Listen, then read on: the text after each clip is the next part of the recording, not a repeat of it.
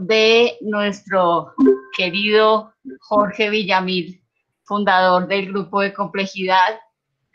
Jorge es ingeniero de sistemas, fue profesor de la universidad por muchos años y pues es magíster también en ingeniería de sistemas. El día de hoy pues nos va a dar una amplia visión sobre lo que son los sistemas o la ingeniería de sistemas complejos y pues todo está aquí en tus manos, Jorge. Bienvenidos todos. Bueno, muchas gracias y saludo a todas las personas que se han conectado y seguramente que se van a seguir conectando. Y pues vamos a conversar entonces hoy, más que una conferencia, yo creo que es una cierta motivación para conversar sobre este tema, que es muy interesante. Realmente nosotros comenzamos con este contagio de la complejidad hace unos 13 o 14 años, Daisy, ahí en la universidad, y fue cuando apareció el grupo de complejidad de la Universidad Distrital. Recuerdo por allá con algunos estudiantes brillantes, entre esos Nelson Gómez. Y me parece que justamente hoy podemos tocar algunos de esos temas que quizás motiven a muchas personas, a un público heterogéneo seguramente, no todos son especialistas en ingeniería de sistemas o en ingeniería de sistemas complejos. Entonces, pues, sin más preámbulos, vamos a abordar el tema de manera inmediata. Yo pido disculpas porque ocurre que mi conexión es bastante precaria. Por ejemplo, tan pronto entra una llamada porque a través del teléfono, entonces se cae, me toca no contestar teléfono, ninguna cosa más lo haría, menos en una charla, pero de todas maneras es muy frágil la conexión que tengo hoy. De todas maneras vamos a tener ahí respaldo con Daisy, que tiene también la presentación, y Marta, y si en algún momento se aparece eso, que se caiga, entonces me disculpan de antemano. Vamos a tratar de que la cosa sea lo más normal posible. Entonces voy a intentar compartir, Daisy.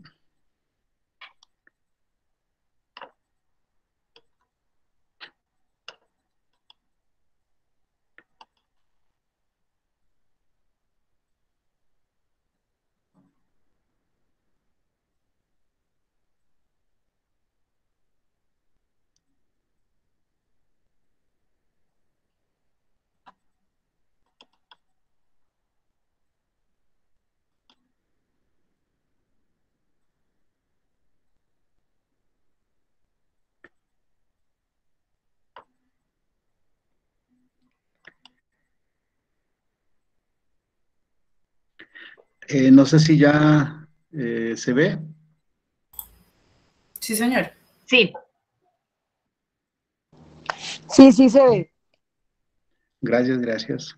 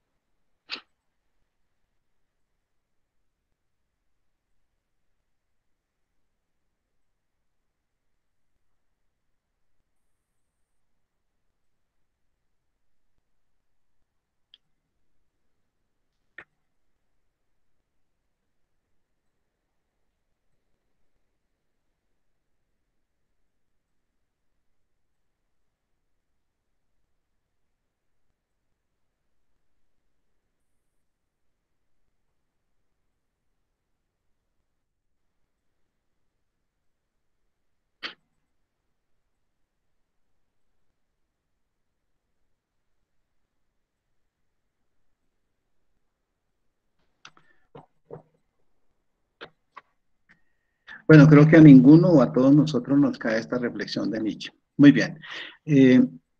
Sistemas complejos e ingeniería es el tema que se ha propuesto y hay alguna razón por qué hablamos más bien en esos términos y no en ingeniería de sistemas complejos. La verdad sea dicha que esta lámina la había dejado de último, pero en este instante decidí colocarla aquí de primero porque me parece que esa es la reflexión que vamos a trabajar hoy.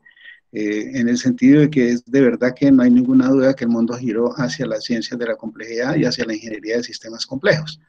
Esto no quiere decir entonces que el resto de la ciencia desaparece y borrón y cuenta nueva. No, de ninguna forma, pero sí hay un giro importante en los términos que planteaba Thomas Kuhn de un cambio de paradigmas, y esos cambios de paradigmas se vienen dando justamente no solamente en un sitio, sino realmente es una tendencia mundial.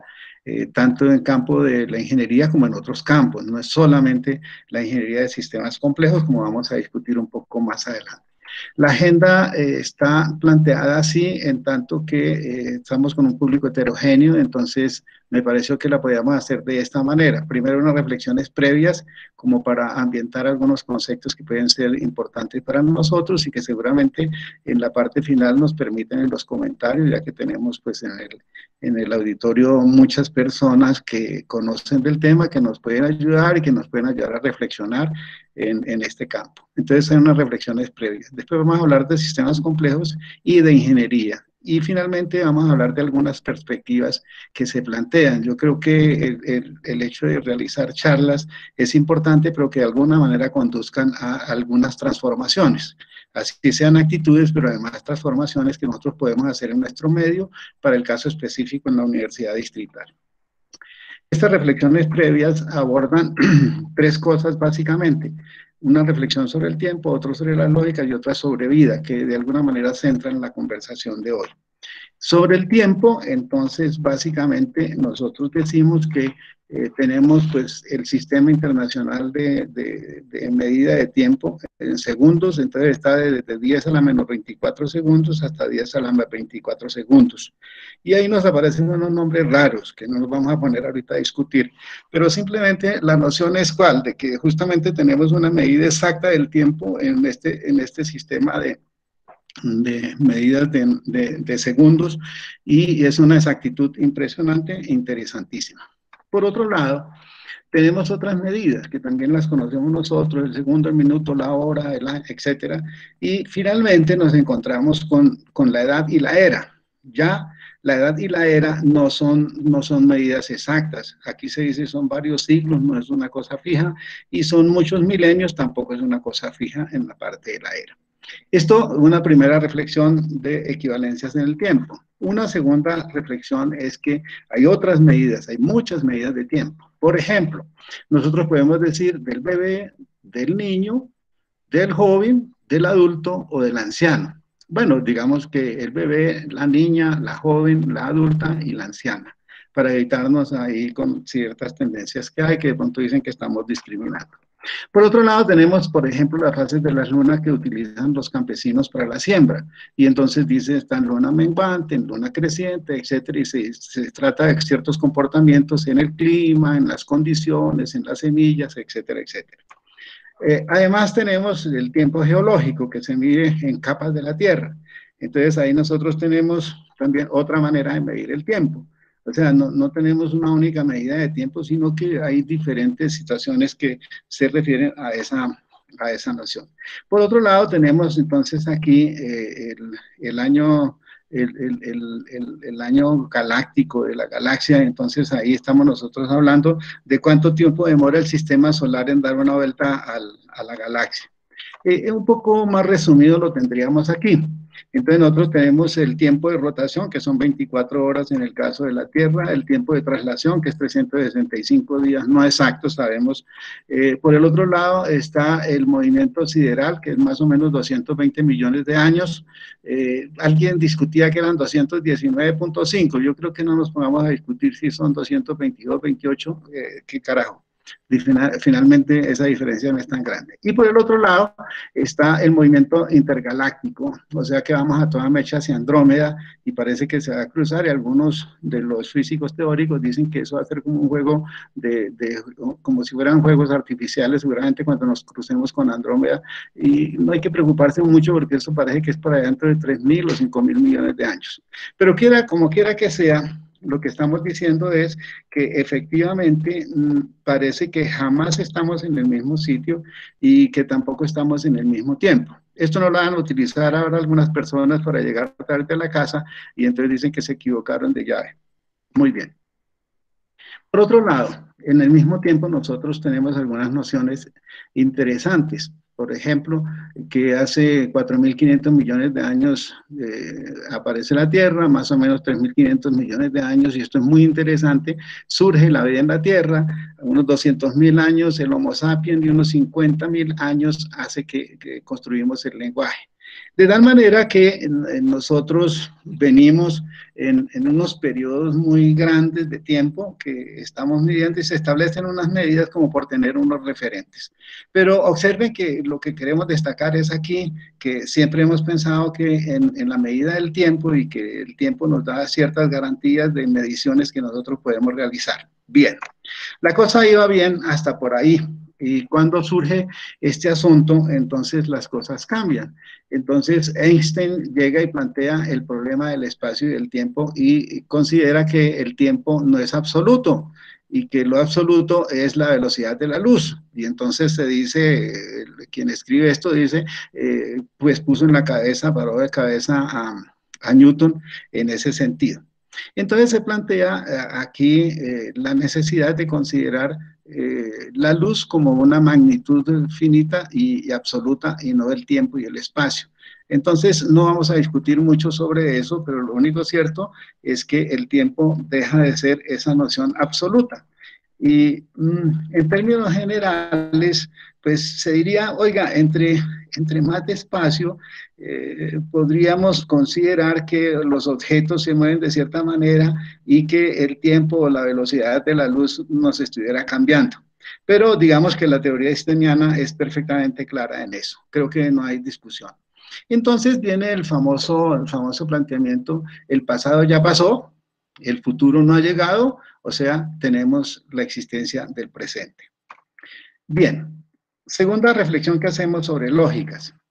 Es interesante esta reflexión, la hacemos y rápidamente para recordar a algunas personas y contextualizarlas. La lógica en términos generales es la ciencia que estudia los logos y los logos entendidos como hablar con sentido. Es decir, que nuestras construcciones efectivamente sean y resulten coherentes. Entonces, en términos generales, la lógica está estudiando la estructura de esos enunciados del lenguaje, que más que el mismo contenido se ocupa también de la misma estructura. Y digamos que en el caso, por ejemplo, de la física, manera de ejemplo, el lenguaje que se está formando ahí es todos los enunciados permitidos en esa teoría. En términos generales, las teorías tienen, el lenguaje tiene mucho que ver con la construcción de esas teorías. Entonces se estudia la validez, la consistencia, las implicaciones, etcétera, pero nos vamos a meter en detalles diferentes a las siguientes cosas. Cuando hablamos de una proposición, estamos hablando de un enunciado, ¿sí?, que trata sobre una verdad que está demostrada o que se quiere demostrar. En lógica proposicional nosotros sabemos que construimos, aquí no está la tabla completa, claro, y queremos establecer si algo es verdadero o es falso. En términos generales, cuando estamos hablando de lógica proposicional, me disculpan que esta cosa a veces molesta, ya. Entonces tenemos también una lógica que es un poco más expresiva, que es la lógica de predicados. En la lógica de predicados ya podemos decir que un X, que P de X, X es una persona, o que Q de X, donde X es un color rojo. O otras expresiones un poco más amplias, por ejemplo, R de X, Y, Z, donde X saluda a Y en la calle Z. O S de X, Y, Z, donde la suma de X y de Y es Z, y etcétera. Son construcciones en cierta forma que nos dan coherencia y nos dan precisión.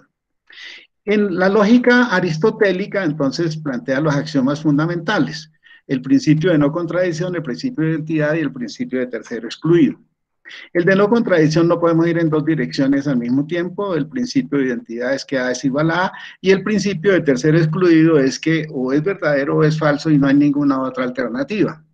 Bastante estricta esta lógica.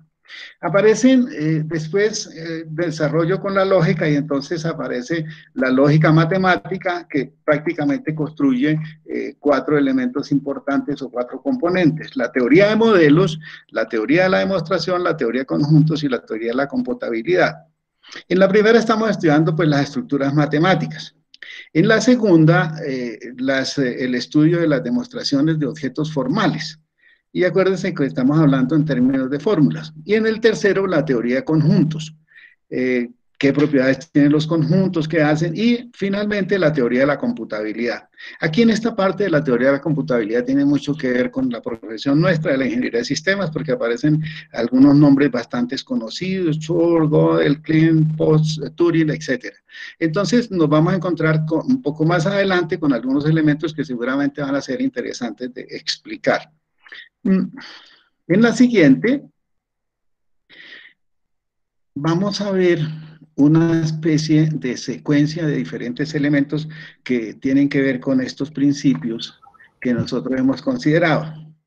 Primero, en el primero tenemos pues, a David Gilbert, un señor que le gustaban las matemáticas, bastante respetable en el mundo, y él planteó que todo problema dentro de la aritmética o la matemática era decidible. Es decir, que planteado un problema era posible construir un algoritmo que nos pudiera demostrar si ese planteamiento que se estaba haciendo era verdadero o falso. Este ha sido uno de los asuntos más importantes, es qué construcción hago yo y que pueda efectivamente mostrar que esa construcción que se está haciendo es verdadera o es falsa. Digamos que eso lo plantearon en algunos momentos como el fin de la matemática, pero salió aquí un señor delgadito, más bien flacuchento, muy amigo del señor Einstein, parece que hablaban de cosas interesantes porque paseaban mucho ahí por los campos de la universidad, y entonces plantea de que no es cierto que dentro de un mismo sistema se pueda establecer plenamente de que un postulado, un enunciado se pueda mostrar que es verdadero o es falso, o que sea es decidible. Turing, queriendo respaldar un poco la propuesta de Gilbert, pues llega a la noción de que eso no es posible, que hay problemas que son decidibles y hay problemas que son indecidibles. Entonces, en ese sentido, se plantea un asunto, un problema es indecidible o es decidible. En el caso de que es indecidible, un poco a lo que dice el monje Lama, pues apague y vámonos, ¿sí? Es decir, si el asunto no es indecidible, como que no le botemos corriente, entre comillas, porque más adelante vamos a conversar sobre eso. Y en el segundo, si es decidible, eureka, tiene solución. O sea, podemos mostrar que efectivamente ese problema lo vamos a resolver. Pero aquí nos encontramos con otro asunto. Es el asunto de si el problema es tratable o es intratable. Hablamos de un problema tratable, y aquí estamos hablando en términos de computación, es si podemos construir un algoritmo que se ejecute tanto en tiempo como en espacio y que efectivamente logre tener una solución. Entonces ahí estamos hablando de que va a llegar a finalizar y que nos da una solución o la solución que estábamos o soluciones que estábamos buscando.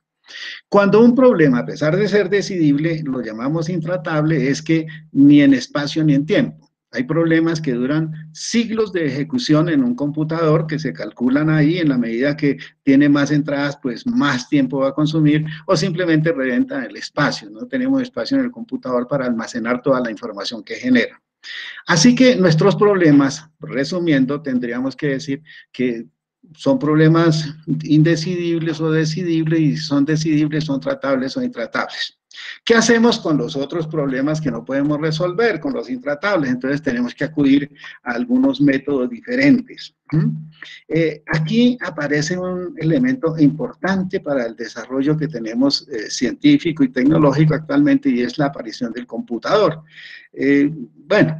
Aquí hago un paréntesis pequeño para decir, bueno, la máquina de Turing, que no podemos entrar a explicar ahora, permitiría establecer, hombre, son problemas decidibles o indecidibles. Hoy día ya se habla de Turing decidible, porque ya se ha avanzado algunos otros elementos para considerar más amplio el concepto de los indecidibles. Pero bueno, acudimos a este elemento. Bien. Entonces, esas lógicas que consideramos lógicas clásicas que nos permitían hacer esas construcciones, pues comienzan, y esto no es nuevo, hay algunas lógicas de estas que son muy, muy antiguas, comienzan a plantear nuevas situaciones. Y entonces se plantean lógicas como la lógica deóntica. La lógica deóntica nos plantea lo posible, lo permitido, lo prohibido, lo obligatorio, lo necesario, etcétera. Hay que redondar lo no necesario. En términos generales, Esta lógica, que también la llaman lógica jurídica, hombre, es en términos, digamos, elementales respecto a la construcción de derechos, en fin. De tal manera que nuestras normas y las cosas que hacemos, etcétera, también tienen su lógica. La lógica no es una cosa de algunos que se interesaron por eso, sino que efectivamente es de algo que corresponde al conocimiento de la humanidad. La lógica de tiempo. Entonces, la lógica de tiempo es mucho más flexible que la aristotélica, porque nos da unos valores en diferentes momentos y nos dice la verdad. Por ejemplo, hoy Juana es menor de edad. Pero no toda la vida Juana va a ser menor de edad, eso lo sabemos nosotros perfectamente. Pedro está pagando servicio militar, de pronto no se queda todo el tiempo pagando el servicio militar, y etcétera, etcétera. Bien, la lógica polivalente, entonces ya se sale de esos dos valores de la lógica bivalente y, por ejemplo, diría, hay algo que es verdadero o que es falso, o que es más verdadero que falso o que es más falso que verdadero. Bien, entonces digamos que ese es otro elemento interesante que aparece ahí. Y así sucesivamente, por ejemplo, nos aparece la lógica difusa, donde ya la lógica difusa es mucho más expresiva y ya no se ocupa de valores exactos, sino de decir, oiga, ¿en qué lugar, a qué conjunto pertenece? Entonces aquí ya incluye otro elemento importante que son los conjuntos. Entonces, oiga, esta persona pertenece al conjunto de los niños, o al conjunto de los adolescentes, o al conjunto de los adultos. ¿Y qué tanto pertenece, o pertenece a los dos, a la intersección de los dos? Entonces, estas lógicas que se han venido desarrollando de tiempo atrás, digamos, se salen del marco de la llamada lógica clásica. Maldonado nos plantea, en términos generales, un elemento interesante con respecto a la clasificación de las lógicas.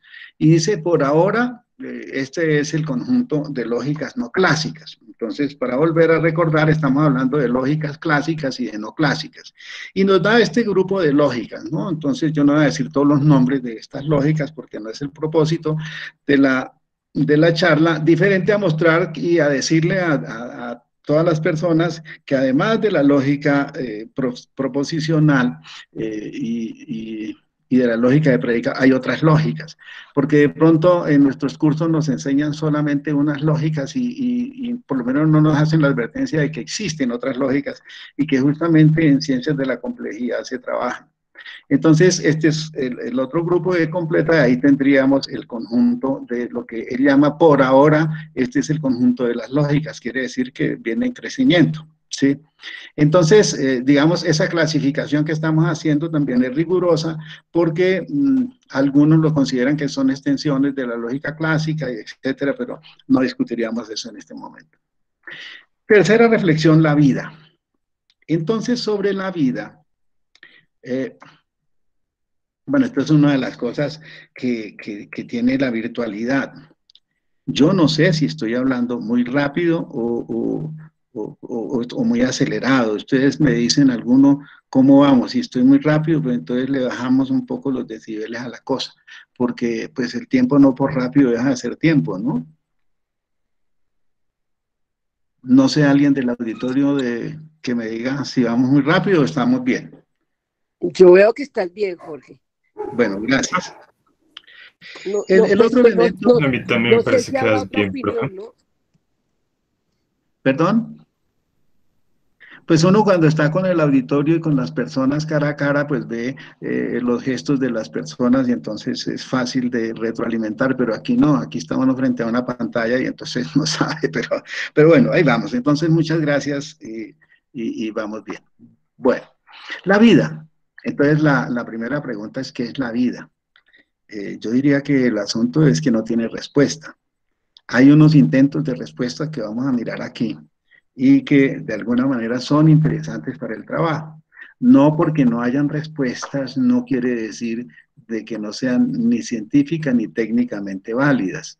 Yo creo que las cosas interesantes en la vida y en el campo del conocimiento es que hay muchas cosas que se plantean que no tienen respuestas o que tienen algunas aproximaciones. La ciencia está llena de esas situaciones. Algunos consideramos que llegamos a la universidad porque allá está el conocimiento y están todas las respuestas. Y al contrario, en la universidad y en la ciencia y en la ingeniería lo que hay es un hervidero de cosas, de contradicciones, etcétera, que eso es lo que hace emocionante justamente el trabajo universitario con conocimiento. Entonces, este señor premio Nobel plantea que la vida se caracteriza por el metabolismo, el intercambio de materia. Dice, comiendo, bebiendo, respirando, fotosintetizando, etcétera, es como ocurre la vida. La vida se alimenta de entropía negativa. Aquí un poco hay que tener cuidado porque ocurre que él en su libro, ¿Qué es la vida?, le pide permiso a los biólogos porque él es físico y es premio Nobel en física y se va a meter en un tema que no es el suyo, pero eso es parte de las cosas interesantes de esta vida.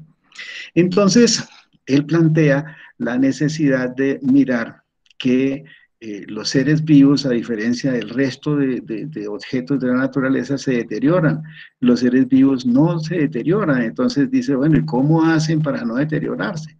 Y dice, pues, el metabolismo. ¿Y cómo se hace el metabolismo? Pues consumiendo materia, pasándola a través del organismo, etcétera, haciendo unas transformaciones importantes.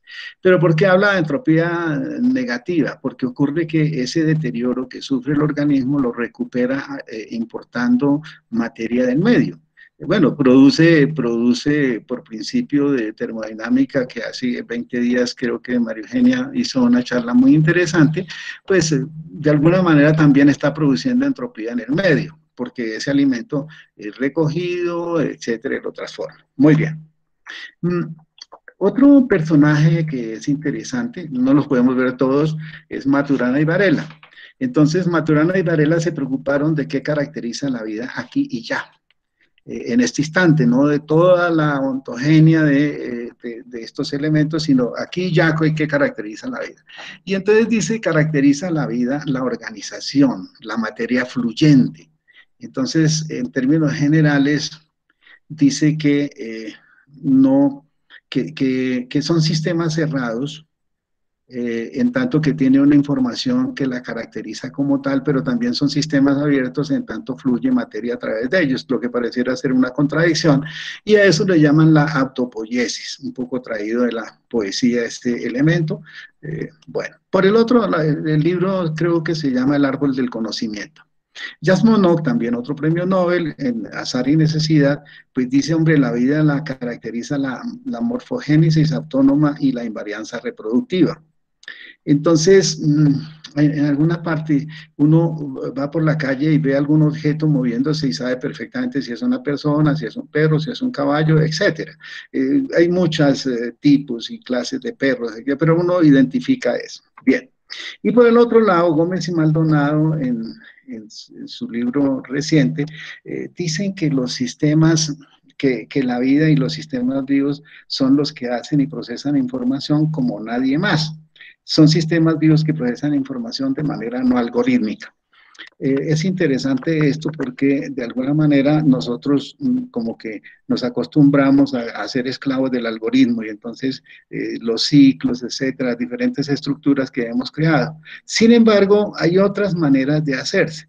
Recuerdo que alguna vez Marco Aurelio decía en una de sus charlas que la naturaleza tiene sus propios algoritmos y nosotros tratamos de interpretarlos. Y bueno, esa es una discusión abierta y muy interesante. Bien, sobre la vida, en términos generales, se considera que es el sistema más complejo por excelencia. Los seres vivos son todos los seres vivos sistemas complejos y, naturalmente, si se estableciera una categoría, una categorización de esos sistemas complejos, serían los vivos, la sociedad y los sistemas artificiales. En ese sentido, se habla, por ejemplo, de los sistemas que se construyen con vida artificial. Sobre este tema también hay discusión. Un poquito más adelante la vamos a abordar. Bien, hablaríamos ahora un poco sobre sistemas complejos e ingeniería de sistemas complejos. La primera cosa que quiero plantear es sobre los tipos de sistemas. Todas estas clasificaciones resultan siendo rigurosas. Uno podría no estar de acuerdo, porque los límites que establece son demasiado bruscos. Sin embargo, se hacen tratando de encontrar características más generales y más importantes. Entonces, esta caracterización sería de los sistemas dinámicos y los sistemas estáticos. Y alguien ya diría, oiga, pero allá al comienzo usted dijo que nada está quieto y que todo se está moviendo. Entonces, ¿cómo hablamos de sistemas estáticos? Naturalmente estamos en nuestro plano, aquí en nuestra Tierra, etcétera. Estamos hablando de este tipo de sistemas. Bien, entonces, los sistemas dinámicos resultan siendo bastante interesantes porque son sistemas lineales o no lineales. Bueno, algunos de los sistemas no lineales, los que recordamos por allá en nuestros cursos de matemáticas, había alguna manera de linealizar esos sistemas, pero no siempre funcionaban. Y los dinámicos, los no lineales, pueden ser dinámicos complejos y pueden ser dinámicos complejos adaptativos. En términos generales, se piensa que en esa estructura estarían los mayores niveles de complejidad. Habrían otros. Bien. Aquí nosotros, regularmente acostumbrados, un poco por la herencia religiosa, o está al lado del Dios, o está al lado del demonio, o está al lado de Uribe, o está al lado contra Uribe, qué sé yo. Entonces estamos acostumbrados a decir, oiga, el mundo lo dividimos en ciencia clásica y ciencias de la complejidad. Oiga, pero ahí están metiendo a Einstein y a Planck, y etcétera, y esos no son propiamente complejólogos. Bueno, pero ahí están algunas bases de la complejidad. En términos generales, un poco brusco, pero así es cierto, en el lado izquierdo entonces tendríamos los personajes más representativos de lo que sería esta ciencia clásica: Galileo, Newton, Descartes. ¿Sí? Y aquí a la derecha pues tendríamos a estos otros personajes. En términos generales estamos hablando que seguramente serían algunos de los elementos que se dan teóricamente para la construcción, o mejor, para el avenimiento de las ciencias de la complejidad. Hay rupturas. Entonces, Thomas Kuhn dice las revoluciones científicas es cuando se establece un paradigma y ese paradigma no es capaz de plantear nuevos problemas o de dar respuestas a los problemas. Entonces, digamos, los científicos, ¿qué hacen? Comienzan a buscar otros paradigmas. Pero esto es un poco como cuando uno está en una inundación y está parado en un poste de punta y otro poste de punta y cerca. Pues uno no abandona el paradigma donde está parado hasta no tiene seguridad de que el otro es firme y no se va a hundir cuando usted salte. Entonces así pasa en las ciencias, es decir, ¿cuántos científicos le decían a Einstein? Oiga, no rete a Newton, Newton es el hombre más poderoso de la física, no me pongan a retarlo con esas cosas. Y bueno, en términos generales eso es, los paradigmas surgen así. A veces recuerden que Boltzmann termina con la mecánica estadística dándose un tiro, porque pues lo ridiculizaban, ¿no? Entonces una de las cosas interesantes que hay en el conocimiento, pero no para que avance el conocimiento hay que darse un tiro. Entonces, en términos generales, sí señalar una cosa, que hay rupturas en los paradigmas. Ya veíamos el paradigma de tiempo-espacio y el tiempo-espacio que señalaba Einstein y el tiempo y el espacio que señalaba Newton, en términos generales. Ese paradigma newtoniano de causa-efecto es un paradigma que fue muy importante y digamos que se ha venido modificando, pero no quiere decir que eso desapareció. En términos generales, ese paradigma newtoniano, entonces lo llamamos de Galileo, de Descartes, pues ciencia clásica. Solo esos tres señores, no, muchos más.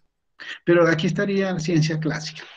Algunos calculan, muy atrevidos, no sé cómo lo hacen, pero dicen que más del 90% de las cosas que nosotros manejamos actualmente, de las construcciones artificiales que hacemos, son ciencia clásica. Los aviones, los puentes, los edificios, los laboratorios, etcétera, etcétera, son ciencia clásica. El computador aquí, el escritorio, qué sé yo, todo lo que tenemos, muchos de esos son ciencia clásica. Entonces, lo que hay que destacar para nuestra discusión es que la ciencia clásica es esencialmente analítica. tanto en sus métodos como en las herramientas que utiliza, y esta idea es la que de pronto vale la pena discutir aquí, y no en el sentido de que la ciencia clásica, y que ahora llegó la ciencia de la complejidad. Yo creo que eso que decía Nietzsche al comienzo, no podemos caer en ese ámbito. Muy bien. Decimos esto, que voy a matar el cuadro de una vez, porque parecerá ser que la complejidad es de unos personajes, y yo recuerdo hace 3 años cuando en la universidad hablábamos de complejidad, nos decían, ve, ahí van los acomplejados, porque era extraño, era raro hablar de complejidad. Y yo no sé, por ejemplo, esta escena aquí de la sociedad, yo no sé en cuántos años volveremos a vernos así, si con estas cosas de las pandemias no vamos así como utilizamos ahora camisa para cubrirnos un poco, seguramente en poco tiempo todos vamos a andar con mascarilla, porque el problema de la contaminación y los problemas ambientales y estos problemas pues nos van a transformar a nosotros. En términos generales, lo que sí quiero señalar es que la complejidad lo es tanto en la naturaleza como en la sociedad, en los seres vivos y en la cultura. Es mejor yo, porque podría seguir, pero como grandes clasificaciones tendríamos ahí. Porque en la naturaleza vamos a encontrar complejidad.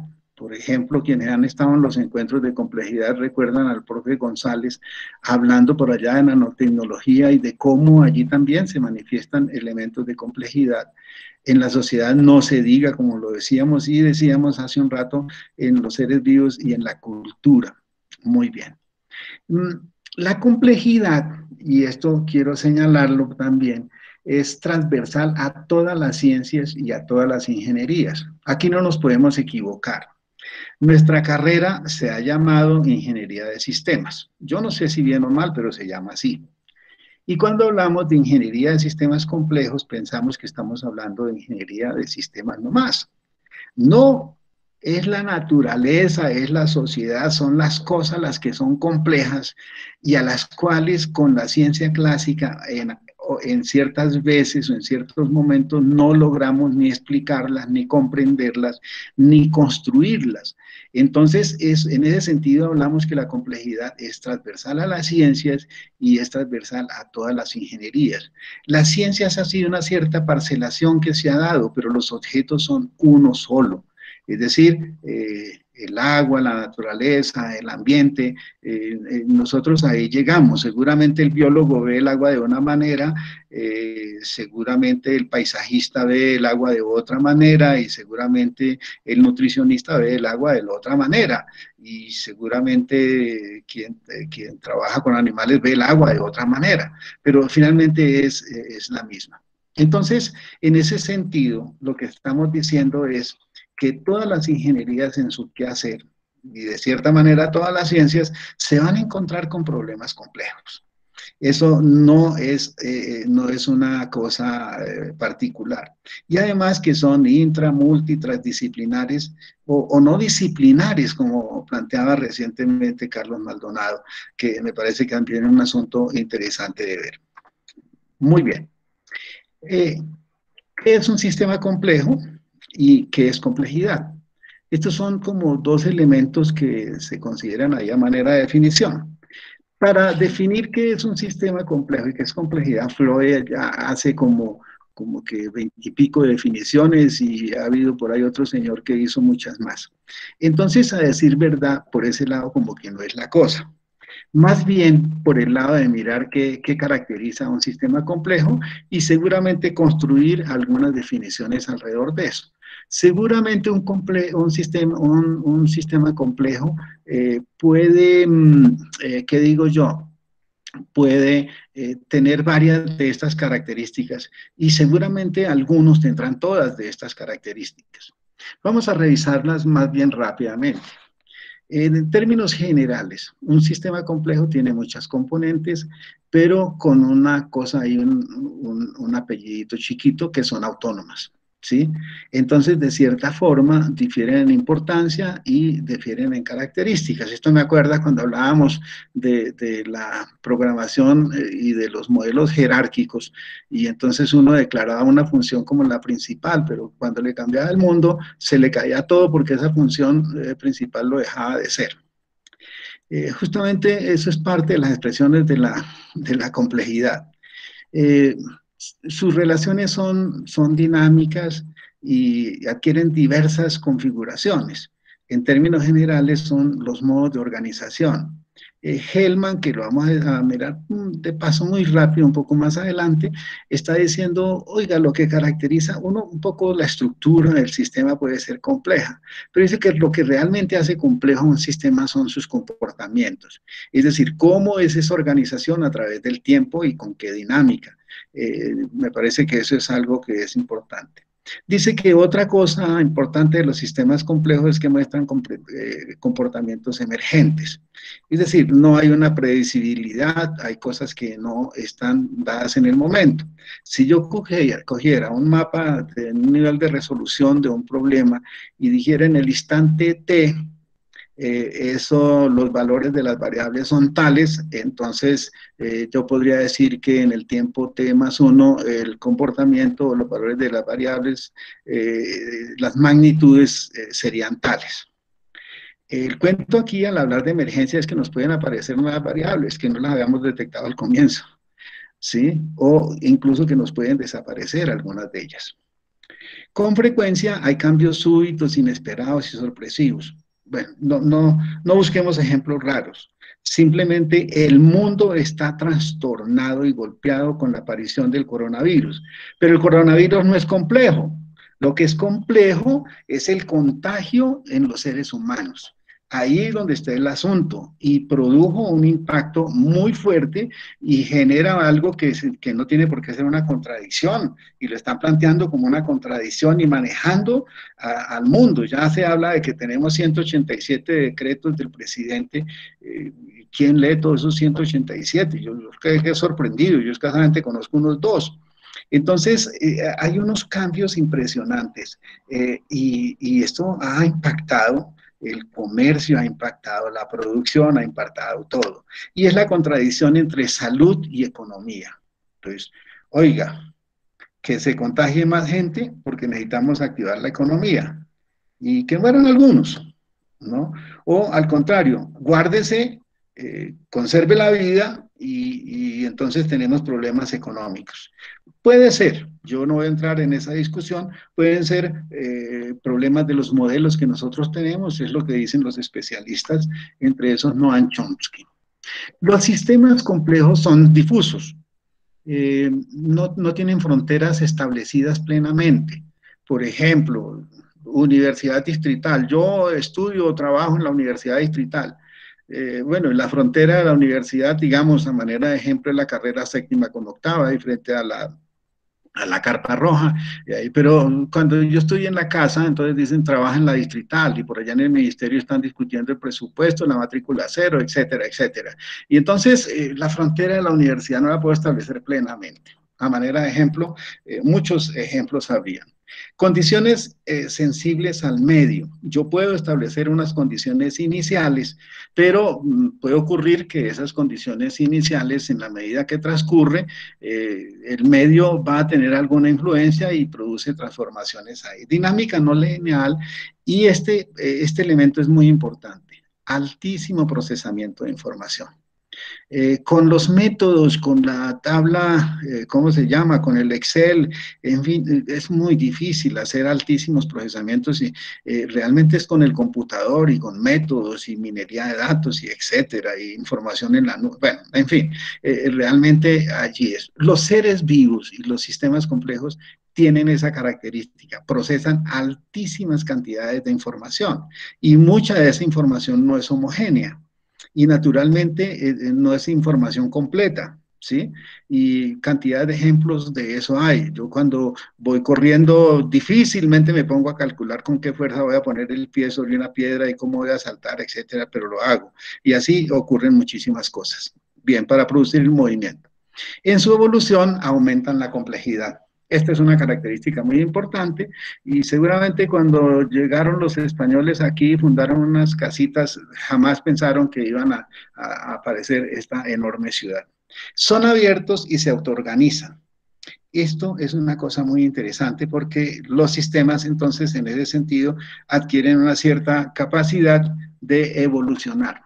Bien, yo no quiero de pronto fatigarlos a ustedes con todas estas características, las voy a decir muy rápidamente. Digamos que hay ciertas cosas interesantes y es que el todo no lo puedo deducir de las partes, ni por el hecho de que exista el todo puedo establecer plenamente qué características va a tener la parte. Cambian dependiendo del comportamiento de los vecinos, en tanto que dijimos que tienen medio, incrementan su propia complejidad, bueno, y etcétera. Entonces, digamos que aquí están las principales. Podrían haber más características. A partir de esto es lo que yo pensaría que se puede definir, pues, en términos generales, esa noción de sistemas complejos. En esto no vamos a gastar mucho, en tanto que las ciencias de la complejidad,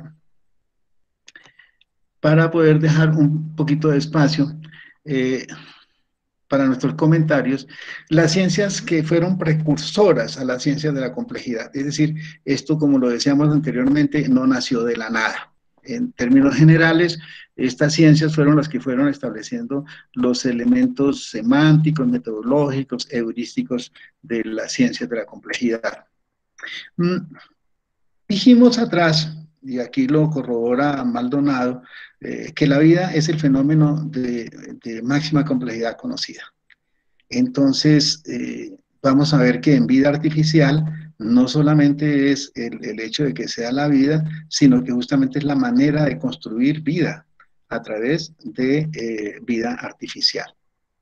Muy bien, los sistemas complejos. Entonces alguien por ahí atrevido dijo, oiga, miremos a ver cómo es y proporcionemos eso. Entonces digo, la inmensa mayoría son sistemas complejos y son pocos los sistemas normales. E hizo una gráfica como esta. Bueno, yo no sé, esas mediciones son un poco como los millones de años, los miles de millones de años de la Tierra o de los seres vivos. Bien, alguna vez alguien me decía, no, es que yo no me meto a eso porque yo no sé complejizar mis problemas. Entonces, no, así no es la cosa. No hay que complejizar lo simple. 2 por 2 es 4 y punto, se acabó. Y si hay un fenómeno que hace que eso sea así y se cumple siempre, 2 por 2 es 4 y no nos pongamos a meterle más cosas. Si yo voy a medir el plano de mi sala, pues yo no tengo por qué meterle cálculo infinitesimal a eso. Llega el más sencillo, los albañiles, y lo aplana y se acabó el asunto. Entonces, en términos generales, la complejidad es irreductible. En teoría de complejidad se dice que intentar reducir la complejidad es complejizarla más. Bien, ingeniería y sistemas complejos. Entonces, en términos generales, estas son las ideas. La idea clásica que tenemos es que la ingeniería es el arte y técnica de aplicar el conocimiento científico. Hace un tiempo se decía, hace unos 20 años, que por cada descubrimiento científico habían cerca de 4 descubrimientos en ingeniería, después que 10, después que 20, eso se ha planteado mucho. Pero hoy en día se habla de que muchos de los problemas de la ingeniería realmente también permiten avances científicos, entonces ya no hay esa diferencia y esa como dependencia absoluta de que esperemos el descubrimiento científico y entonces asimismo hacemos el desarrollo en ingeniería. Es algo que vamos a mirar un poquito más adelante. La idea de sistemas es lo tradicional y lo de complejo, entonces sí hablamos de un entramado de componentes. Entonces ya aquí en los cuales aparecen muchas de las características que vimos allá atrás. En términos generales, lo que uno encontraría es que todos estos elementos, al considerarlo en un problema complejo y al hacer construcciones en ingeniería, pues los vamos a tener que tener en cuenta. Muy bien. Ciencia clásica y ciencia de la complejidad. Básicamente ya dijimos algunos elementos de atrás y me interesa más mirarlo aquí adelante. En términos generales, destacar esto. En la ingeniería convencional o la ingeniería clásica, con Nelson Gómez establecíamos algunos elementos de que predicción, estabilidad, control centralizado, precisión, certidumbre, transparencia, soluciones. Nosotros ahí en Ingeniería de Sistemas, de manera de ejemplo, cuando nos encontramos con requerimientos, entonces decimos, oiga, hay que hacer los requerimientos, y entonces hay que llegar y establecer todos los requerimientos, y como hay indecibilidad del límite de los requerimientos, entonces uno, ¿qué es lo que hace? Llega y le dice al personaje o a los personajes, bueno, aquí pongámonos de acuerdo, hasta aquí hay requerimientos, ¿cierto? Sí, cerremos la cosa ahí, pero eso no es posible que uno tenga una fórmula que me diga, ya terminé con todos los requerimientos. Entonces, en términos generales, en la ingeniería convencional, eso se debe establecer. Es decir, yo debo eliminar todas las cosas que me producen incertidumbre y debo dejar plenamente establecido cuáles son las condiciones en las cuales voy a trabajar. En sistemas y en ciencias de complejidad, la cosa es un poco diferente. ¿Por qué? Porque tenemos que construir sistemas que se desempeñan como sistemas abiertos, que son cambiantes, que tienen todas las características que vimos atrás, y además que se adaptan, que evolucionan, que aprenden, que tienen que trabajar con información incompleta, etcétera, digamos, y son sistemas que se autoorganizan, que en los cuales podemos tener cierta escalabilidad, son sistemas robustos. Entonces, digamos que en ingeniería de sistemas complejos nos aparecen nuevos elementos ahí que tenemos que consolidar. Y nunca voy a poder decir, aquí está todo perfectamente, la incertidumbre la eliminé. No, tengo que trabajar con la incertidumbre y tengo que trabajar con las herramientas que manejan la incertidumbre. En términos generales, son reconocidas como ciencias de la complejidad la teoría de caos, la teoría fractal, la termodinámica, que ya discutieron con la profesora María Eugenia, la teoría de catástrofes, la vida artificial, la teoría de redes, los sistemas bioinspirados y las lógicas no clásicas. Algunas de estas cosas ya las discutimos un poco adelante y el propósito no es más que mostrar que hay unas ciencias de la complejidad. En términos generales, respecto a la vida, entonces me interesa dejar claro esto. Nosotros vamos a tener, en el momento en la literatura manejamos dos conceptos, la vida natural y la vida artificial. En la vida, en la vida natural tenemos la vida en la Tierra y la vida más allá de la Tierra. Pero esa más allá de la Tierra es desconocido, no sabemos, suponemos que existe. Porque, por ejemplo, en 200.000 millones o 200 millones de sistemas solares en la Vía Láctea con no sé cuántos planetas, es probable que pueda haber vida. De pronto hay vida en Marte, etc. Y la vida en la Tierra, que es la única que conocemos. ¿Por qué no se ha podido construir una teoría general de la biología? Porque no conocemos sino una forma de vida que es la vida en la Tierra. Pero se supone que puede haber otras formas de vida. Entonces, más adelante seguramente se habla de la vida como es y la vida como podría ser, que es uno de los trabajos muy interesantes que se da en este tema. Y por el otro lado está la vida artificial, la vida soft, la vida dura, la vida húmeda.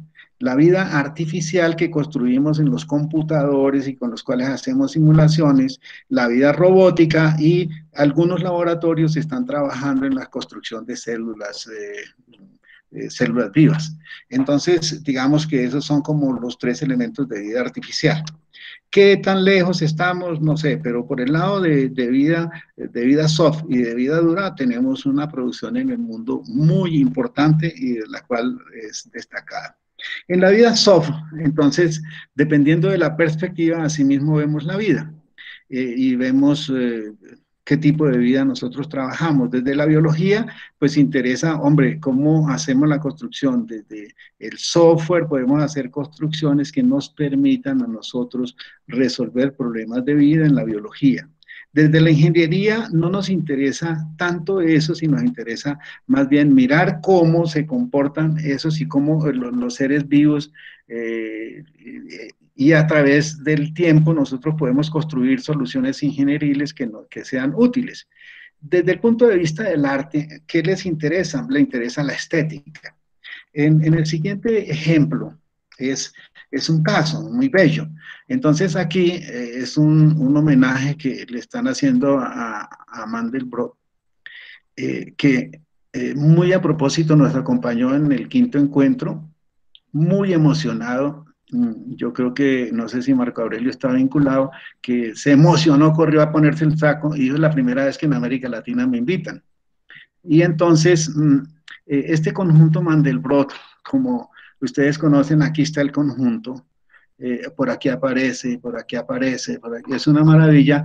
Entonces, bueno, las formas que le dan el conjunto tiene esto y muchos artistas han construido formas, hay cantidad, hay un Congreso Mundial de Pintura sobre fractales. Pero lo interesante no es tanto esta belleza, que es muy bello, por cierto, desde el punto de vista estético, sino que aparece otra forma de mirar la geometría. Y entonces hay muchos comportamientos y muchas características de la naturaleza que tienen otro tipo de geometría. Y esa geometría se llamó la geometría fractal. En vida artificial, básicamente, interesan los procesos de síntesis, tanto de procesos de comportamientos como de estructuras biológicas. Un poco sobre sistemas bioinspirados. Yo creo que sobre el tiempo ya estoy, pero voy a utilizar brevemente los siguientes elementos. En la computación, en la naturaleza, las cosas ocurren lentamente. Eh, Me acuerdo de este señor, ahora se me escapa el nombre, si ya uno tiene goteras en la memoria, entonces estando por ahí en Centroamérica haciéndose picar de los zancudos y todas esas cosas, digo, yo jamás voy a saber cómo prosperó este árbol, es muy difícil. Y entonces la simulación sí lo va a permitir. En alto porcentaje los sistemas presentan errores, pero tienen tolerancia a fallos, se corrigen, tienen memoria imperfecta. Y por el otro lado, pues aparecen diferentes elementos con nombres. Aquí hay 7, pero son muchos más. Hay cuadros más grandes. Pero hablamos de neurocomputación, redes neuronales, computación evolutiva, inteligencia colectiva, sistemas inmunológicos, vida artificial, computación molecular, etcétera, etcétera. Sea el momento pues, solamente de hacer una advertencia. Hay una cierta diferencia entre adaptación y evolución. Los individuos se adaptan, las especies evolucionan en términos biológicos. Entonces, cuando estamos hablando de eso, nosotros hablamos de computación y justamente computación tiene esa capacidad de calcular, ¿sí? Es diferente también entonces a la programación. De tal manera que los términos sí nos generan unas diferencias ahí. Pero lo que es interesante es que hay mucha producción en este campo en el mundo, de herramientas de diferente tipo y de construcciones teóricas y técnicas suficientemente robustas que se están utilizando en la actualidad. Una comparación muy breve, y ya nos aproximamos a la parte final, es un poco las características de la ingeniería de sistemas complejos con la ingeniería convencional. Advierto que aquí estamos utilizando el término convencional igual con la ingeniería tradicional. Entonces, estamos diciendo que los productos de esa ingeniería son reproducibles, es decir, yo puedo coger algo y construyo una solución y la reproduzco. En términos generales se dice que no hay dos organizaciones iguales. Construya, compre el software de las cosas más generales, pero aquellas particularidades de mi organización, hágalas aquí porque eso es la impronta propia. Y así en otras áreas. Los productos son diseñados para satisfacer necesidades establecidas en las organizaciones, no porque aumentan la complejidad. En términos generales, entonces las fronteras y los productos y los límites están establecidos. Aquí no, porque son un poco difusos y estamos un poco repitiendo lo que ya habíamos dicho de las características atrás. Naturalmente, esto nos permite a nosotros en ingeniería de sistemas complejos hacer construcciones mucho más robustas que las que podríamos hacer en ingeniería convencional. Bien, tenemos que desechar la ingeniería convencional. No, hay muchas cosas que las podemos resolver con ingeniería convencional, entonces hágalas. ¿Sí? Hay algunas soluciones locales que las podríamos hacer de esa manera. Entonces hay una conjugación. Ahora, lo que no podemos pensar es que con ingeniería convencional podemos atacar problemas de complejidad. Creo que es la idea central que... dos asuntos sobre metodología. Esto es un poco tomado de las propuestas de Barjan. Nosotros tenemos el mundo, hacemos abstracción, construimos el modelo funcional, algorítmico y modelo matemático y emulamos el mundo. Y eso es lo que regularmente hacemos. La nómina, y entonces miramos que si se le está pagando a la persona, que lo que apareció liquidado en la nómina, efectivamente es lo que tiene que pagarse a la persona, los descuentos, el impuesto, etcétera, etcétera. Pero en sistemas complejos la cosa se amplía, porque tenemos que llegar a establecer que ese sistema que se construye ahí, hacemos un modelo para simular, seguramente nos presentan muchas soluciones, esas soluciones son nuestro problema nuevo, y entonces allí vamos a tener que identificar qué patrones, hacer los ajustes con ese modelo, y mirar que efectivamente está emulando nuestro mundo. Entonces, digamos que se amplía el aspecto metodológico. Este mapa, que también me parece que es interesante mirarlo, se refiere a que plantea un problema de estudio, podemos construir un modelo. Entonces, ¿qué decisiones deberíamos tomar? Entonces, la primera decisión es frente a una pregunta, ¿tiene retroalimentación dinámica? Si la respuesta es que no, entonces dice, oiga, utilice algunas de estas herramientas. Ahí señalamos unas pocas: modelado estadístico, modelo de modelo de ecuaciones, etc. Planteamos una nueva pregunta. Entonces, si sí tiene retroalimentaciones dinámicas, entonces la pregunta ahora es, ¿evoluciona? Si no evoluciona, entonces uno podría pensar, use sistemas dinámicos, pero si hay evolución, entonces pregúntese, ¿tiene comportamientos autónomos de sus componentes? Entonces, si dice que sí, pues si dice que no, perdón, use modelos evolutivos. Si dice que sí, vendría una última pregunta, ¿son heterogéneos? ¿Se adapta? Si dice que no, pues entonces use autómatas celulares a manera de ejemplo de herramienta o similares. O si no, pues use modelado y simulación basado en agentes. Muy bien. Planteado así de esta manera, nosotros diríamos que estas dos preguntas nos conducen justamente a trabajar con sistemas complejos. Es decir, no pensaríamos en hacer reducción de la complejidad del sistema porque justamente estamos frente a esos sistemas. Y esto como guía no quiere decir que sea obligatorio, pero más o menos orienta la investigación. Martin Gilbert, el año antepasado, no, en el 2017, él es pues un investigador, estuvo aquí en el Encuentro Complejidad, y una de las cosas que nos planteó, y fue bastante extenso en eso, hizo una charla con los muchachos, no quería irse, ya como 3 horas conversando, estaba emocionado.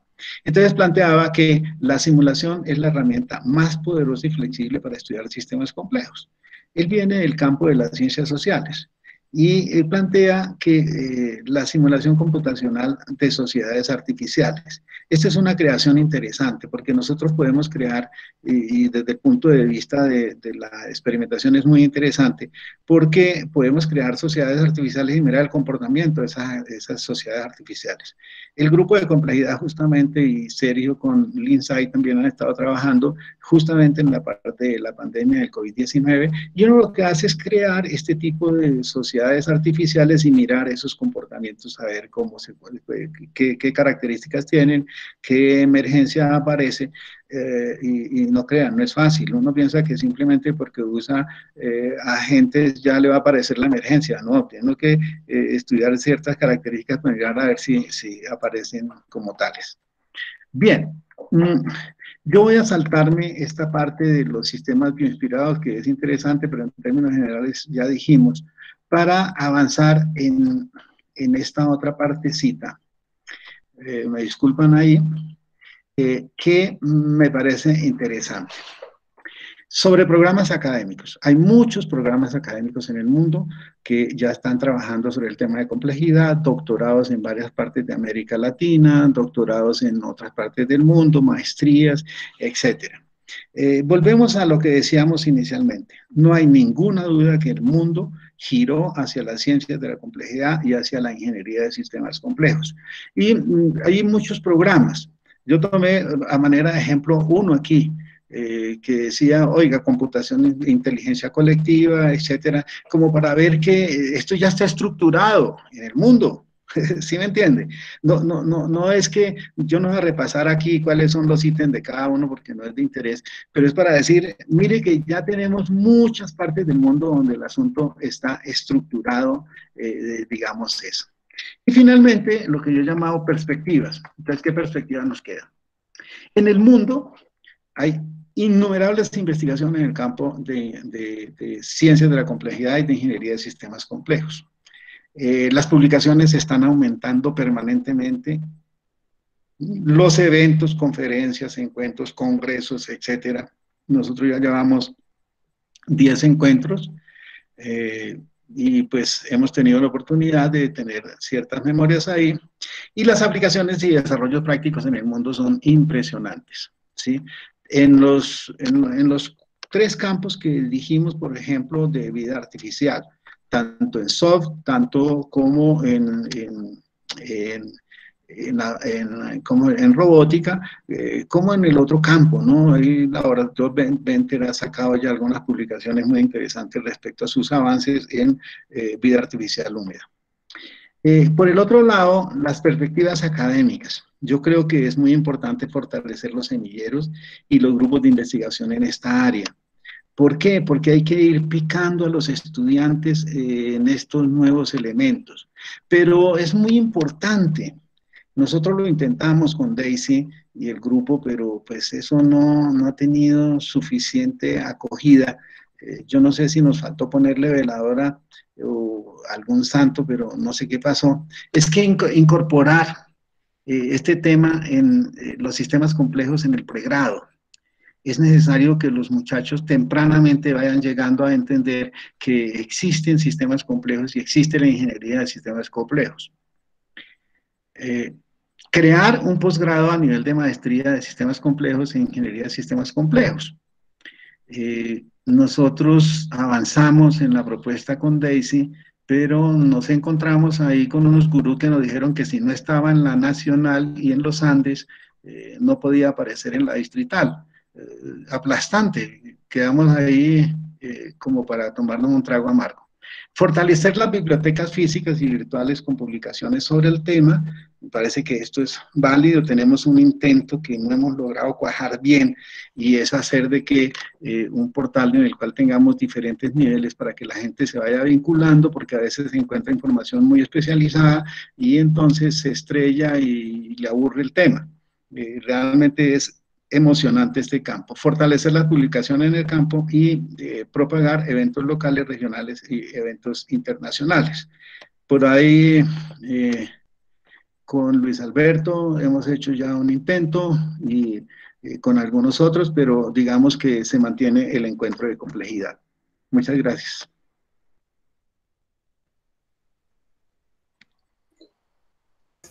Jorge, muchísimas gracias.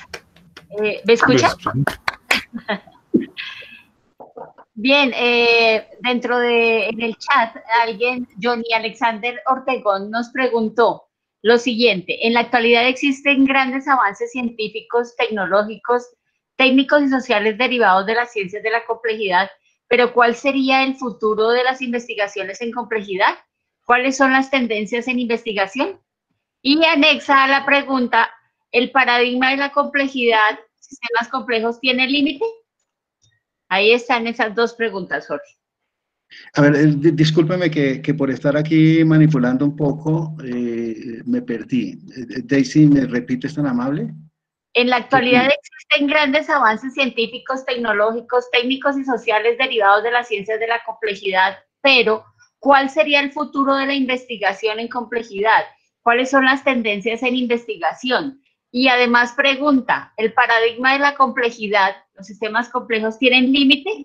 Al investigar en complejidad, ¿con qué limitaciones nos encontramos? Bueno, no sé, a ver, yo arranco un poco por la última, que es la que entiendo más. Yo pensaría que esto, el tema de complejidad es un tema muy abierto, porque dijimos los sistemas complejos están tanto en la sociedad y entonces involucraría a todas las ciencias sociales, naturalmente la de los seres vivos, la de ingeniería, etcétera. O sea, es muy abierto. Las restricciones yo creo que son un poco más por el manejo de herramientas. Las diferentes herramientas que tenemos, en la medida que avancen herramientas y la capacidad computacional seguramente nos da más elementos de trabajo. Pero yo creo que en ese sentido como límite no hay. Es un problema abierto y al contrario, es una cosa que se viene ampliando muchísimo. La otra parte del paradigma de complejidad,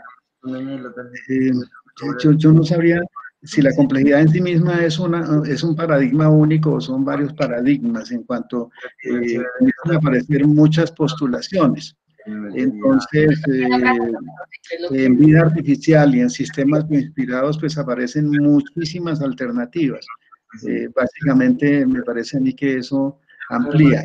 Yo tomaría, ¿verdad?, la respuesta a ver si la interpreto mejor, pero por ahora diría eso. Y pues seguramente si nos deja una dirección la podríamos conversar un poco más.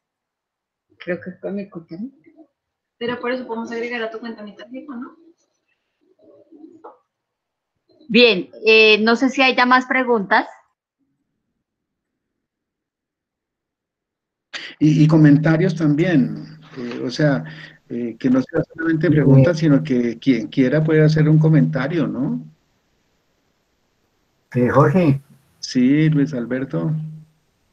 Pues bueno, yo creo que primero agradecerte este espacio porque igual reconocemos y reconozco también que como pionero, porque en últimas uno habla desde esa perspectiva frente a este escenario tan de pronto hostil como lo has visto, y bajo una seguridad de que pues las ciencias clásicas son importantes y obviamente uno no lo duda, pero pues obviamente en este momento hay que darlo, y creo que en este instante desafortunadamente ya entendemos que es una teoría de catástrofes, por ejemplo, frente a como un bicho que ni siquiera es bicho de 200 nanómetros ha generado un cambio en el mundo completo, ¿no?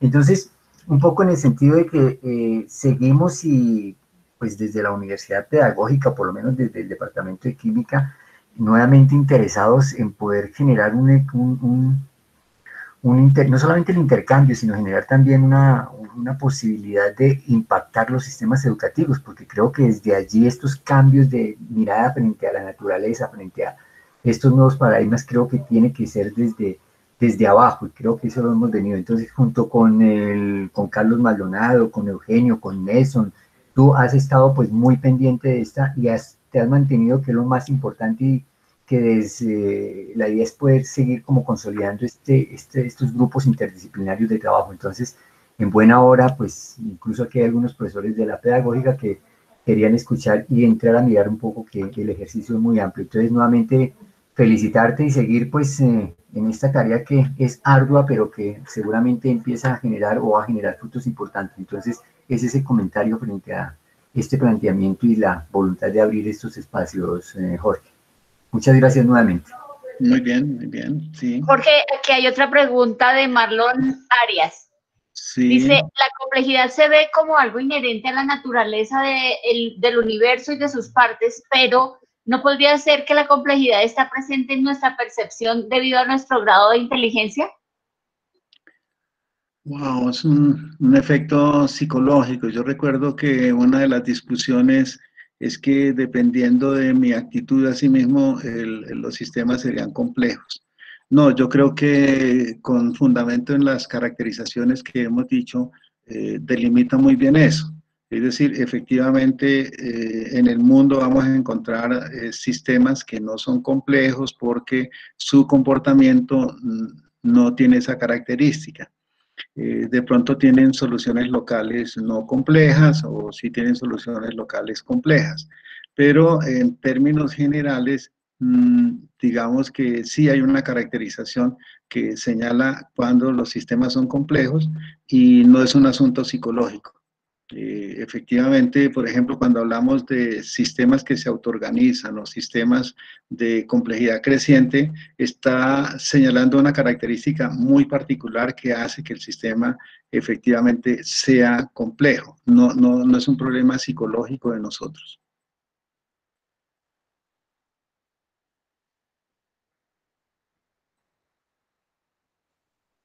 Vale, no sé si alguien tenga más preguntas. O si alguien quiere complementar, con mucho gusto. Bueno, ¿puedo aportar algo? Claro que sí. Del doctor Jorge Wagensberg, aprendí algo muy interesante y es que aprendí que los seres vivos no se adaptan en ninguno de los niveles, desde el nivel de la bacteria hasta nosotros como la especie que somos. Los seres vivos siempre buscan mantenerse independientes de la incertidumbre. Y es eso lo que explica lo que el profesor está diciendo, y es reconocer la importancia de la complejidad justamente porque la incertidumbre tiene mucho que ver con eso. Y yo le agregaría que el individuo es tan complejo como la especie porque uno lleva como individuo todo el conocimiento de la especie y de miles de historias a través de su existencia. Y es eso lo que hace que emerjamos como únicos y como, de alguna manera, impredecibles, a menos que la educación nos moldee. Entonces, ya que estaban hablando precisamente de pedagogía, vale la pena empezar a pensar la vida no como adaptabilidad, la vida como independencia de la incertidumbre. ¿Se imaginan lo interesantes que realmente somos como seres vivos? Y estoy hablando de los árboles, y estoy hablando de las moscas, y estoy hablando de las mariposas.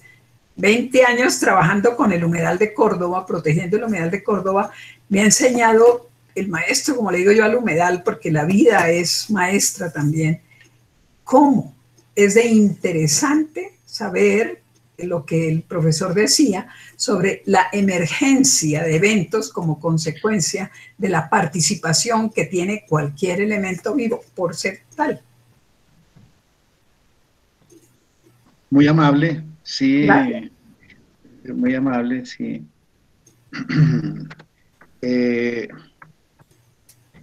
¿Qué iba yo a decir? Me están preguntando de bibliografía, sí, tengo ahí un elemento grande de bibliografía, entonces con el grupo, o si me escriben a mi correo, con mucho gusto, podemos resolver la bibliografía, sí. Hubo una discusión, recuerdo, respecto a esto, que se decía si en la sociedad, entonces, los grupos sociales se adaptan. Y esa es una discusión bastante amplia porque frente a una dictadura es muy difícil adaptarse, por ejemplo. No se puede hacer traslados de un lado al otro, y en eso hacía una advertencia Maturana y Varela alguna vez. Muy bien, no sé si hay más comentarios. Sí. Rafael, Sergio, qué sé yo, si tienen algo que comentar.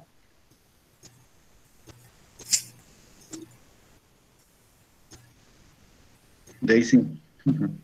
Si no, pues estamos, no sé. No, yo solo quería pues, darte las gracias, Jorge, y pensar que vamos a tener que comprar más velitas porque es bastante difícil que los chicos hoy en día se motiven a estas invitaciones que les hace uno a estudiar estos temas, ¿no? Yo tengo un grupo de teoría de sistemas y a veces estamos 2 personas, a veces no se conecta ninguno, también por lo de la pandemia, pero no sé si qué estrategia utilizar o qué otra cosa hacer para que los chicos se interesen más por estos temas, ¿no?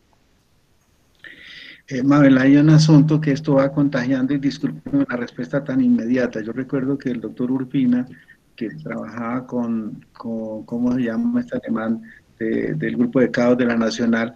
vino a dictar una conferencia aquí a la Distrital y habían 25 muchachos. Él aplaudía, digo, en mis conferencias jamás hay más de 3 o 5. Hoy veo aquí que llegamos como a 69 personas, hay 56 vinculados. La cosa va pegando, va pegando. Yo creo que hay que tener optimismo porque, digo, nos vamos contagiando de contabilidad, como de complejidad, como decía Luz María Gómez.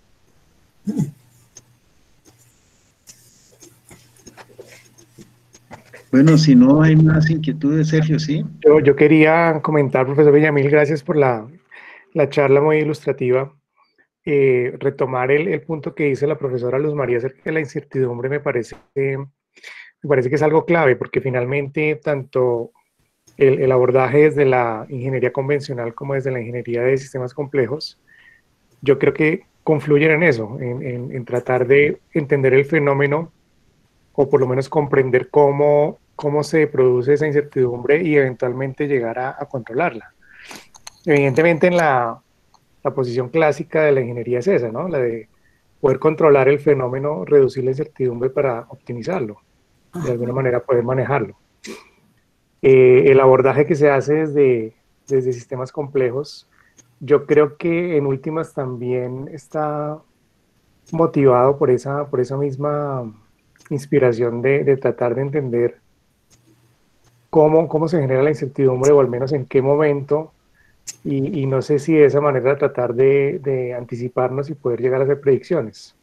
Quizás ahí es donde esté la diferencia, pero en últimas el factor de incertidumbre sí es el que jalona o el que motiva los dos abordajes, ¿no le parece? No sé si, yo estoy de acuerdo con lo que usted plantea, Sergio, pero no sé si la pregunta es a Luz María, porque, o sea, los sistemas complejos, dijimos, uno no puede eliminar la incertidumbre, pero eso sí hay una coincidencia importante que usted señala, es que la incertidumbre está presente desde donde la aborde, desde uno o del otro lado.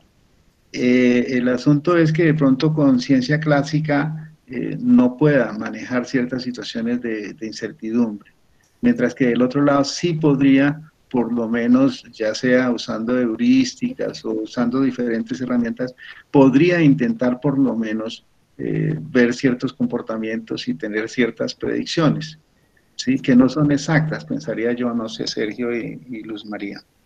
Hay una forma de ver y de comprender que precisamente la inteligencia de la vida, y nosotros hemos desarrollado bastante la capacidad de la inteligencia, es precisamente tratar de buscar esas respuestas que nos exigen mantenernos independientes de la incertidumbre.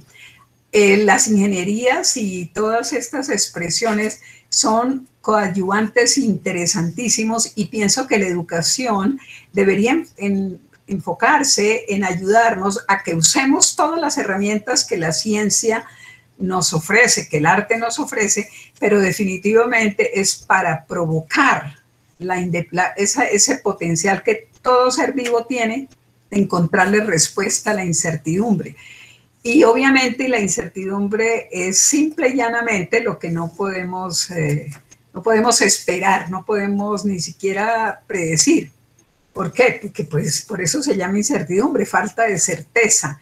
Entonces me parece que sería muy interesante dentro de estas discusiones sobre complejidad entrar un poco a la comprensión de ese entendimiento que nosotros vamos construyendo con la inteligencia, cuando sabemos qué ser, cuando sabemos qué hacer, dónde estar y qué tener en un momento determinado frente a lo que usted no estaba esperando, pero sabe cómo resolverlo. Y ahí es donde yo siento que comulgan todas estas inteligentes posiciones, y obviamente todo lo que usted nos explicó en términos de la comprensión profunda de las complejidades, pero hay que empezar a pensar en la inteligencia individual y en la inteligencia colectiva como esa capacidad de independizarse de la incertidumbre, cada cual como lo haga. En salud es fundamental la situación que está pasando en este momento, precisamente con la pandemia, es un encuentro con la incertidumbre y la búsqueda, usted lo decía, la búsqueda de andar haciendo decretos y predeterminados y modelos predeterminados, cuando sabemos que el sistema inmunológico, el mismo Varela lo trabaja muy bien, y es que el sistema inmunológico está hecho para la impredecibilidad. Él siempre está listo. Deberíamos hacer lo mismo. Ajá. No sé si hay más inquietudes, como digo, no solamente preguntas, sino comentarios también bienvenidos. El espacio es para eso, para que conversemos sobre estos temas, y yo solamente quería como provocar la discusión. Jorge, allí Andrés David Orjuela tiene otra pregunta.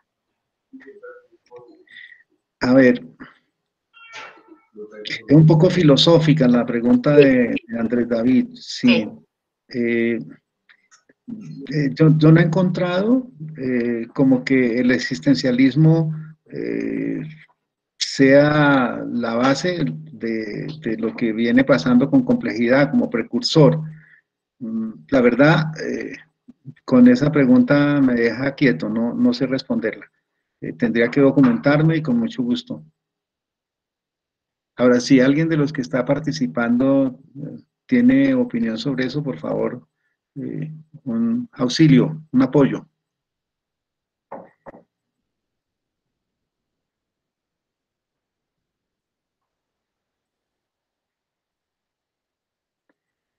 Bueno, si no hay más, entonces... Pocos filósofos en la reunión. ¿Perdón? Pocos filósofos en la reunión. Sí, no sé, de pronto más ingenieros, sí.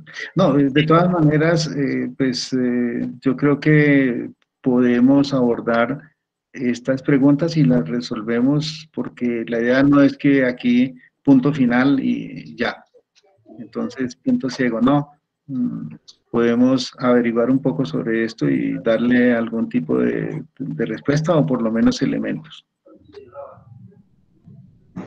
Yo tampoco de filosofía mucho, pero sí me llama la atención la pregunta en cuanto acerca de los fundamentos, digamos, científicos que se necesitan para poder utilizar este nuevo enfoque de sistemas complejos. Quería preguntarle al profesor Villamil cómo compaginar eso cuando hablaban acerca de, bueno, la propuesta de un programa académico en pregrado o en maestría, aunque aparentemente el abordaje desde la complejidad choca un poco con el abordaje convencional. De todas maneras, hay ciertas herramientas de ciencias básicas, de matemáticas, por ejemplo, que se necesitan para poder entender mejor este tipo de modelos y también para simularlos. Entonces, ¿cuáles serían como esos fundamentos o esa formación básica que se necesitaría para poder plantear esos programas? A ver, sí trabajamos en eso, Sergio, y le agradezco la pregunta, muy oportuna, porque nos permite hacer algunas aclaraciones. Nosotros siempre hemos pensado que estos programas no deben ser solamente de ingeniería de sistemas. Hemos pensado que son de ingeniería y además de la universidad, y estuvimos tomando contactos con gente de ciencias precisamente, y parte de lo que se ha mantenido en el grupo de complejidad es que este grupo nunca se ha formalizado, digamos, con las universidades, sino ha sido de participación y de entusiasmo entre personas de la Universidad Nacional, de la Javeriana, de los Andes, de la Universidad del Bosque. En términos generales, digamos que eso se ha dado. Pero hay un asunto respecto a lo que usted plantea. Sí, nosotros pensamos que no puede ser un programa, digamos, como que ajeno a todo, No, tiene que hacer incorporaciones naturalmente desde el pensamiento filosófico y naturalmente desde las diferentes ciencias de la complejidad. Entonces, en ese sentido, de lo que teníamos en diseño inicialmente, pues se consideraban algunos elementos de estos. No podría ser que nosotros pensemos en que solamente vamos a hablar de complejidad en términos tecnológicos y no hablemos en términos de cuadrar, digamos, algo así como es el pensamiento. Y naturalmente eso tiene que ver con las ciencias, ¿sí? De manera muy específica con respecto al existencialismo es donde eludo la respuesta porque no tendría elementos suficientes. Pero en lo otro, sí estaríamos trabajando con diferentes elementos, tanto de matemáticos como e incluso, una de las averiguaciones que estuvimos haciendo es qué tanto quienes se han especializado en lógica y han hecho maestría y doctorado en ese campo, nos podían colaborar. Y extrañamente uno encuentra que en lógicas no clásicas muy poco trabajo hay de parte de esto. Pero efectivamente habría que hacerlo.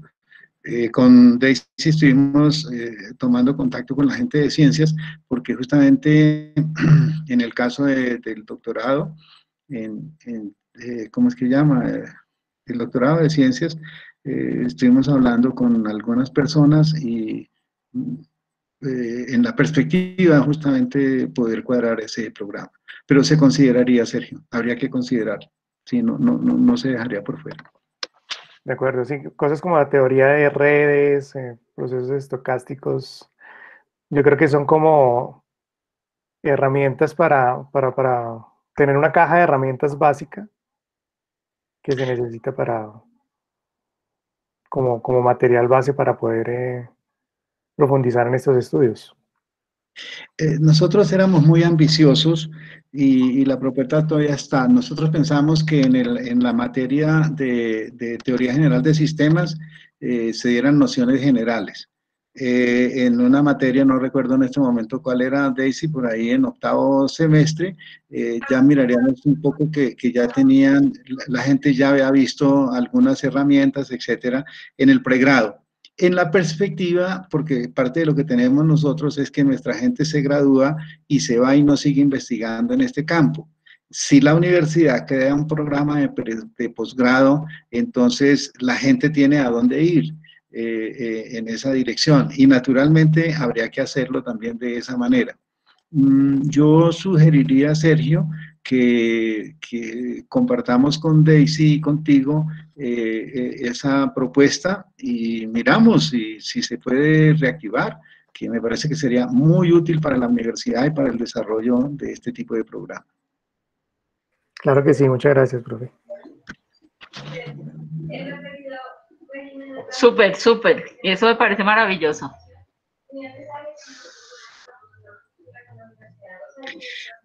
Bueno, si no hay más, pues muchísimas gracias por la paciencia de escucharme y me disculpan de pronto lo acelerado, lo despacio con que se trabajó el tema. Espero que podamos seguir en las otras charlas. Muy amable, Daisy. Jorge, muchísimas gracias. Muy acertada la charla, muy enriquecedora para todos y pues especialmente para el grupo. Quienes quieran revisar la grabación va a quedar en el fanpage del grupo y también en el canal de YouTube del grupo. Entonces, por si quieren volver a verla, volver a revisar algunos temas, entonces allí estará. Jorge, muchas gracias a todos por su asistencia. ¿Me escuchan? Un abrazo. Dale. Sí, bueno, primero agradecer al profesor Villamil por ese brechazo de conocimiento. Es algo pues como que el plano general de la complejidad, obviamente no se puede ahondar de manera específica. Y segundo, me surgió una duda que me gustaría preguntarle al profesor Villamil, o pues a cualquiera, y es que si el estudio de los sistemas complejos aumenta la complejidad del sistema, porque a veces se da como esa impresión que cuando más estudia la complejidad de un sistema, más complejo se vuelve. Entonces, si tiene alguna relación la interacción del que estudia el sistema complejo con el sistema complejo. Bueno, siempre tenemos unas ciertas restricciones. Recuerden que decíamos que hay complejidad creciente y si el sistema tiene esa característica, naturalmente va a crecer, pero si nosotros escalamos el problema, naturalmente la complejidad está aumentando. Me explico, muchas veces nosotros podemos encontrar soluciones locales no tan complejas, pero de pronto a un nivel superior el sistema puede complejizarse más. Yo creo que las investigaciones tienen ciertas restricciones, porque de lo contrario se volvería como una búsqueda casi que infinita. Entonces, como que se establecen ciertos referentes. Casi siempre yo defino un sistema y establezco un punto de referencia. Y a partir de ese punto de referencia, pues establezco sus fronteras, sus interacciones, la interacción con otros sistemas y demás. Entonces, digamos que eso sería la característica.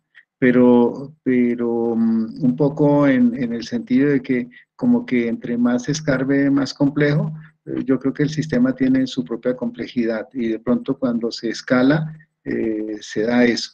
A veces cuando se llega hacia abajo, en los casos biológicos, pues podemos llegar de pronto y ese es parte del problema de la biología, que estamos trabajando con la célula y si seguimos bajando, de pronto ya no tenemos vida, tenemos elementos pero no tenemos vida.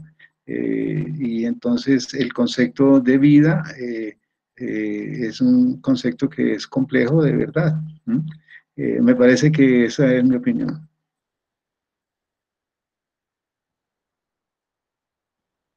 Gracias. Vale, muchísimas gracias. Muy amables por su asistencia. Seguimos en contacto, seguiremos programando algunos seminarios.